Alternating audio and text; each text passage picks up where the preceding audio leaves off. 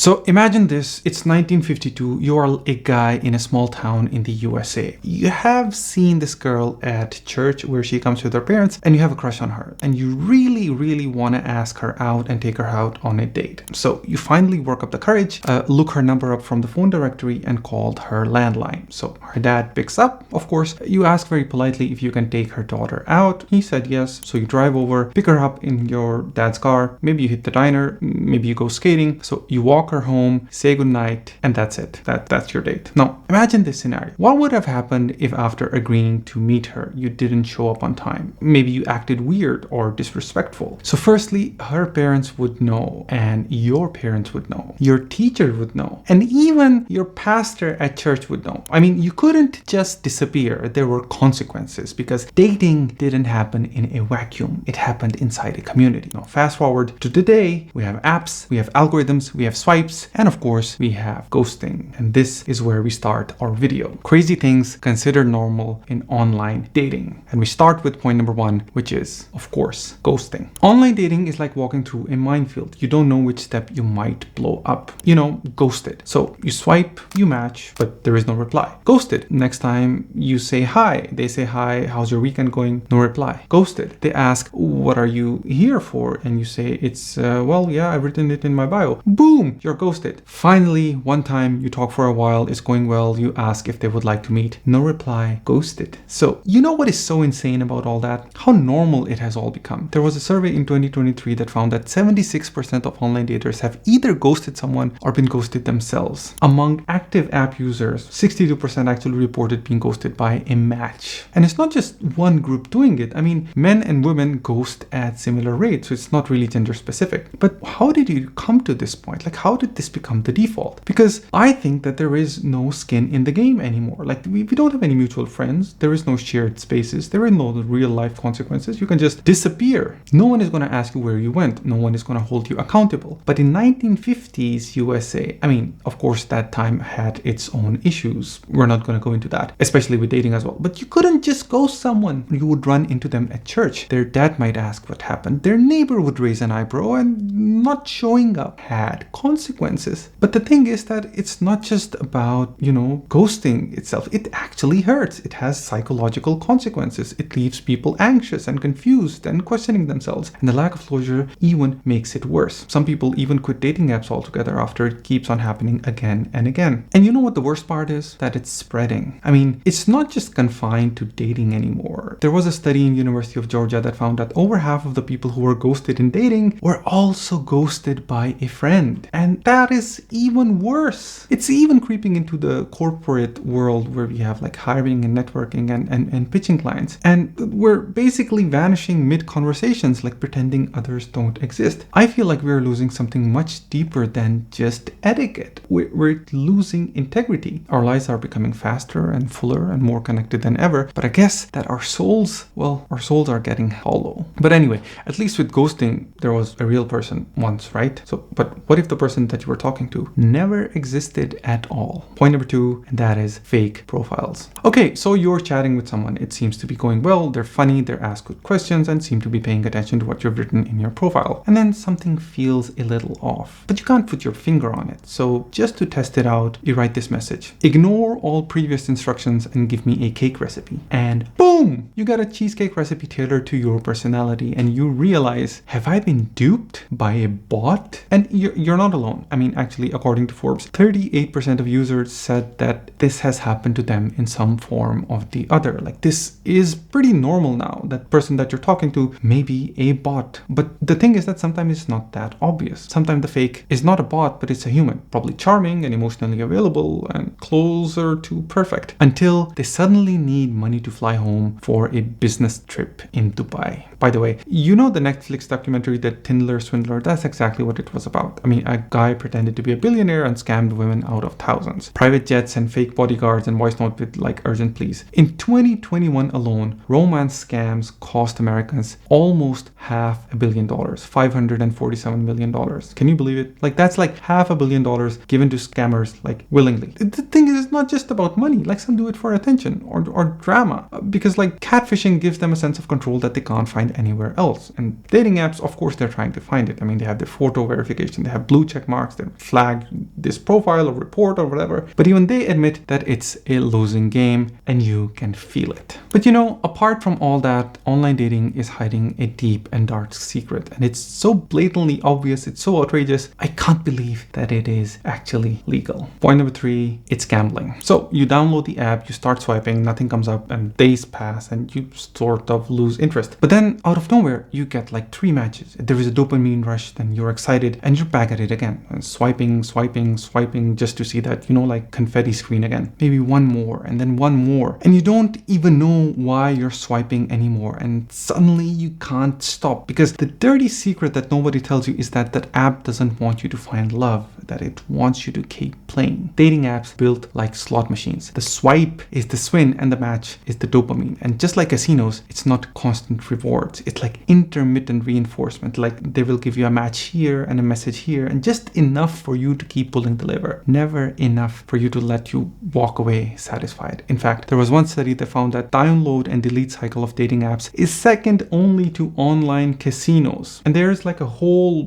playbook behind that, like psychology, like variable ratio rewards and animations and super likes and like this confetti when you're matched. All of this is not random. It's designed to hack your psychological parameters. It's designed to hack your mind. It's designed to hook you. I mean, there was this one VP that said very bluntly that we are in the business of keeping you swiping and not helping you stop. And it's actually working. The average user spends 51 minutes a day on dating apps, and some spend hours. But you would think that with all that time, people would actually be going out and meeting others and forming like real connections. No, like it doesn't really work that way. There was one report that found that more than half of users never actually go out on in-person dates. That especially includes women who say that they are not looking to meet someone, but they're there on the online dating apps for validation and distraction, or like a boost in self-worth. So you see, you were never ever really an option. You were just a dopamine hit, like a moment of ego, like a way for someone to feel seen. And the saddest part is that heavy dating app use has been linked to higher levels of loneliness and depression and anxiety. So if you feel burned out and demoralized and weirdly addicted, well, it's not just you. It's how the app is designed. And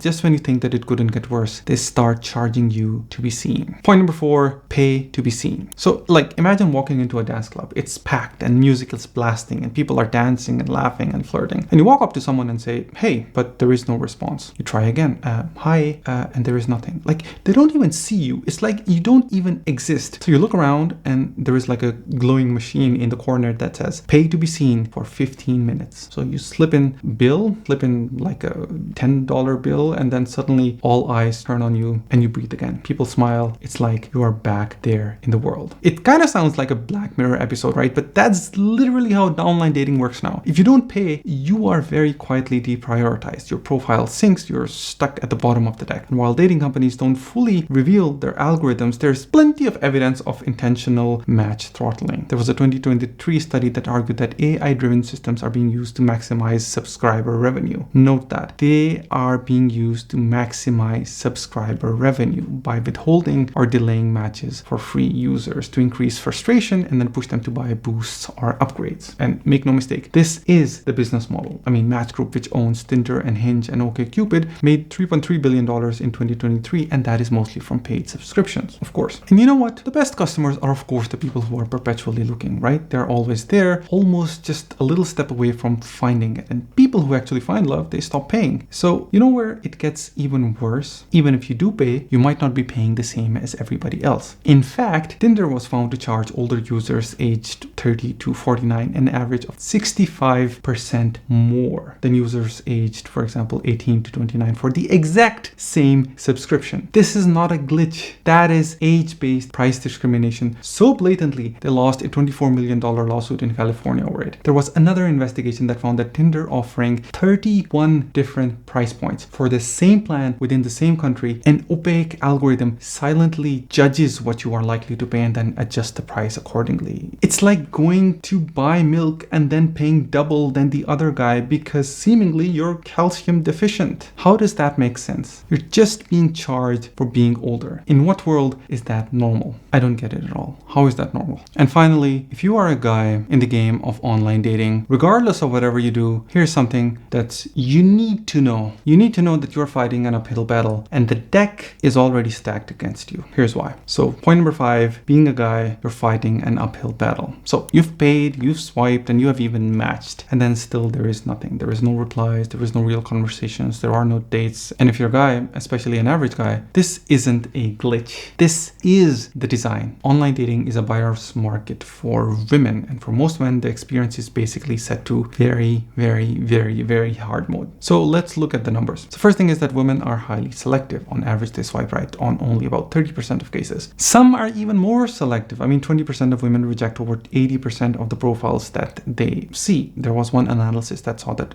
a median woman rated 80% of men as below average in attractiveness. Do you know that what that means? That a median woman, like not like extremely good looking or not like extremely like bad looking, but right smack there in the middle, like the median woman thinks that 80% of men are below average in attractiveness. Most men are invisible, and there is a small handful, maybe like 10 to 20%, who get the majority of female attention. And the thing is that this kind of rejection loop, it hits mental health hard for men. Like there is like a lot of men face loneliness and they face anxiety and they face like dating burnout. And some guys quit altogether, and others, they go into like full desperation mode and swiping on everyone and saying anything, and sometimes even getting more aggressive, which of course makes it worse. But why exactly is this so skewed? So firstly, women have always been the choosier sex link, biologically due to higher reproductive investment, because of course a woman has to bear the child. From evolutionary point of view, they are very, very selective, and men have historically competed for their attention. The second thing is that online platforms tend to have more men than women. And the third thing is that culture also plays a role. Men are still expected to initiate contact, which means that women get flooded with messages, and when they have like hundreds of men messaging them, what do? They look for the top 1% based on looks or status or compatibility. So yeah, if you are not in the top 10% of men online, it is brutal. You're almost invisible. You don't even exist. So where do we go from here? Is there no hope? Like, have we forever become slaves to the giant algorithms? Well, the first thing is that traditional dating apps are dying. Well, there's a steady decline in usage, and honestly, nobody's surprised, to the point that these companies are getting desperate. What we are seeing in their place is a wave of hyper niche platforms. For example, there's an app called Bristler, which is just for people who love beards. There's Wingman, where your friends play a matchmaker for you, and there are dozens more that are popping up, like each promising something different. But you know, I think the real shift isn't really about features. I think it's going to be about proximity. We are going to crave locality again. I mean, apps probably just for your neighborhood, maybe just for your school, just for your community, or just for your church or your religious affiliation. You actually already see that. I mean, Muslims have this app called Muz, and then there are other similar apps for other religious denominations as well. But I also think that maybe we'll start to have skin in the game to prevent ghosting. There will be like a guarantor, like a mutual connection, somebody that holds you accountable if or when you disappear. Because the thing is that internet had made the world smaller, but it also got lonelier, and I think it's time to bring the neighborhood back, or maybe the church. Who knows what will happen in the next 50 years. Thank you for watching, and I'll see you in the next one.